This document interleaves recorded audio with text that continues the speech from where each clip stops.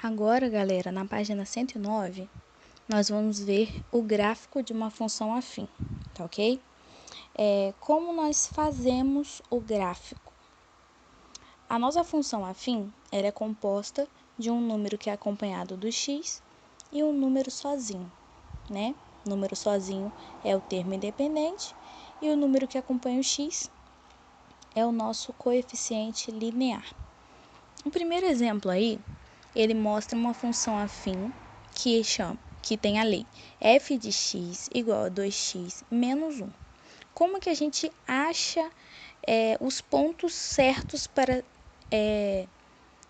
eu traçar a reta no meu gráfico, né? A gente viu também lá no começo na ideia de função que eu posso representar essa função por uma reta, né? Então, como que eu traço essa reta dessa função aí? O meu termo independente, ele automaticamente ele é um ponto, tá? Então, todo número sozinho que ele tiver na função, você já pode marcar ele no gráfico, tá? Então, eu vou lá no meu plano cartesiano, no caso dessa função f de x igual a 2x menos 1, o meu menos 1 é um ponto. Então, eu vou lá no menos 1, na reta do y, tá? Lembrando que é na reta do y, termo independente fica no y. Então, vou lá na minha reta do y e marco menos 1. Marquei, professor, ok. Agora, como que eu vou marcar o x? Eu vou traçar a reta do nada? Não. Como que eu faço? Eu chamo o meu y de zero. Ou seja, o meu f de x vai ser igual a zero. Então, a função vai virar 2x menos 1 igual a zero. E eu acho o valor de x. 2x menos 1 igual a zero é igual a 2x igual a 1, x é igual a 1 sobre 2. 1 sobre 2 é 0,5, certo? Então, esse é o meu valor do x. Então, eu vou na reta do x e marco o ponto 0,5, que está entre o 0 e o 1. Tá, professora, marquei. Então, eu tenho já dois pontos, que é o ponto menos 1 e o ponto 0,5. A partir daí, você traça uma reta. Você vai ligar o menos 1 da reta do y com o 0,5 da reta do x. E você vai traçar uma reta, tá? A partir daí. Professora, então para eu fazer um gráfico eu preciso apenas de 2 pontos. Exatamente. Então, para eu montar um gráfico eu preciso apenas de 2 pontos, tá?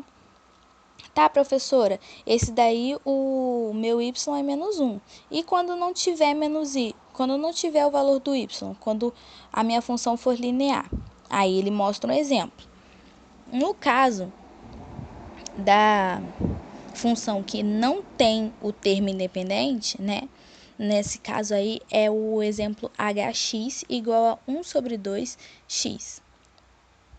Aí ele diz que é uma função linear e ela não tem o termo independente para a gente marcar no y. Quando ele não tem, eu admito que ele é um valor zero, certo? Então, o zero vai ser o meu ponto. Então, vou lá no zero, no meio do plano cartesiano e marco um pontinho. Agora, para eu achar o valor do x, eu vou fazer 1 sobre 2x igual a zero. Então, vai ser x igual a zero. Então, nesse caso, o meu ponto vai ser 0 e 0. Então, vai ser exatamente o centro do meu plano cartesiano. Então, vou pegar no centro do plano cartesiano e vou traçar uma reta. Tá ok? São 2 pontos. Mas, professor, é 0 e 0. Não deixa de ser um ponto, tá? Então, vai ser 0 e 0. Você vai pegar no centro do plano cartesiano e vai riscar. Ah, professora, mas o gráfico do lado esquerdo, que é o gx igual a menos 2x mais 1, a reta está para o lado esquerdo. Por quê? Porque há uma diferença.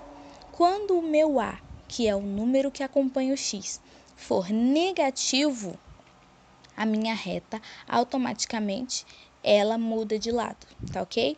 Então, quando aquele número que está juntinho com o x for positivo, a minha reta vai para a direita. Quando o número que está juntinho do x for um número negativo, ele vai para a esquerda. Então, no caso do gx, ele é menos 2. Então, ele vai ser para o lado esquerdo, tá ok? Então, vamos lá. O meu termo independente do gx, ele é 1. Então, vou lá na reta y e marco o número 1. Marquei, professora. Agora, para achar o valor do x, que é o segundo ponto, eu vou fazer menos 2x mais 1 igual a 0. Vai ficar menos 2x igual a menos 1. Eu não posso ter número negativo, então eu multiplico tudo por menos 1. Vai ficar 2x igual a 1. X igual a meio. Então, vai ser 0,5. Então, eu vou lá no x e vou marcar o 0,5. Quando eu ligar o 0,5 da reta do x com o 1 da reta do y, eu vou ter uma reta para a esquerda, tá ok? Porque o meu a, que é o meu termo coeficiente linear, ele é negativo.